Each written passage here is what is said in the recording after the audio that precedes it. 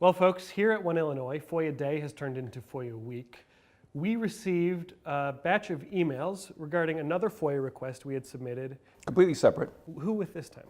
The Department of Healthcare and Family Services. This concerned House Bill 40, which was signed into law last year, involving abortion rights in Illinois.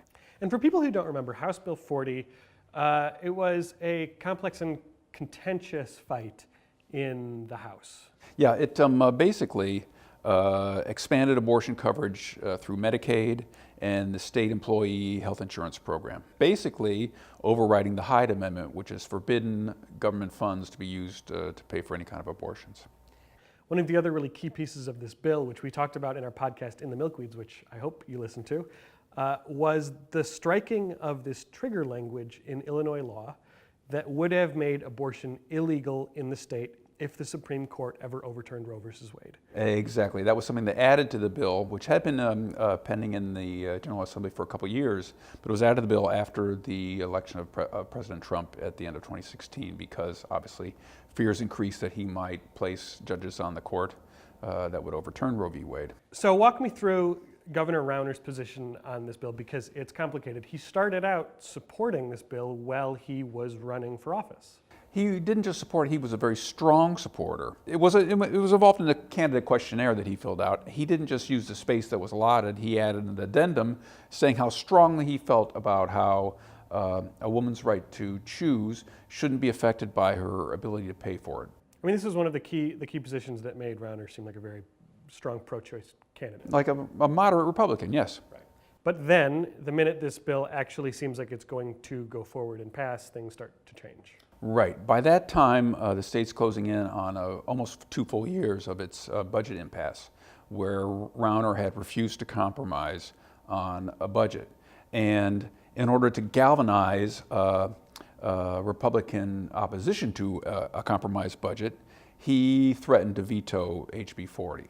So that basically brings us to what we found in these emails, which is some references to behind-the-scene machinations to try to keep this bill from ever getting to Rauner's desk so that he's not faced with the conundrum of whether or not he actually does sign it. He was in a pickle, but it was a pickle of his own making. There were these emails from Rauner staffers to one another identifying 13 conservative Democrats that they felt they had to shore up. They had to shore up their votes. And in another email, they identified 8 of them specifically as our votes on this issue.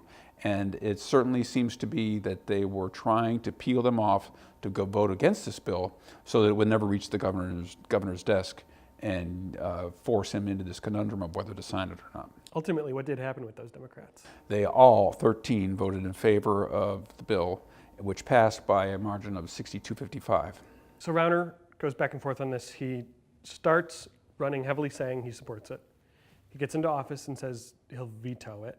He fights behind the scenes to try to keep the thing from ever reaching his desk in the first place, is what we have found, and then signs it. He signs it. And this was one of the fights that created this divide that was at the center of our other FOIA request about the split between him and the IPI and these other conservative groups. Right. When he signed the bill, Chicago Cardinal Blaise Cupich felt particularly betrayed. So did head of the Illinois Policy Institute, a conservative think tank, John Tillman. He labeled the governor Benedict Rauner. His chief of staff at the time, Rauner's chief of staff, was Christina Rasmussen, former head of the IPI, and she left the administration the following week. Wow. Anything else that we found from the FOIA that was significant so far? Well, there were a couple emails from the First Lady, Diana Rauner, to the head of DHFS, Felicia Norwood. One apparently was letting her know that the governor was going to sign the bill 3 minutes before the news conference that they called to announce it. And another one suggested that Norwood had been instructed not to be entirely forthcoming about the economic impact of HB 40 when it was still in play in the General Assembly. As far as FOIAs go, score 1 for the public interest. I think that this was something that people deserve to know, and we are still waiting for the 1,783 emails that the Attorney General's Public Access Counselor says that the governor and his office should turn over to us as far as his behind-the-scenes thinking on government appointments. So we're waiting. We'll see if FOIA Week turns into FOIA Fortnight. Until then, if we hear anything else, you'll hear it here first. Stay tuned.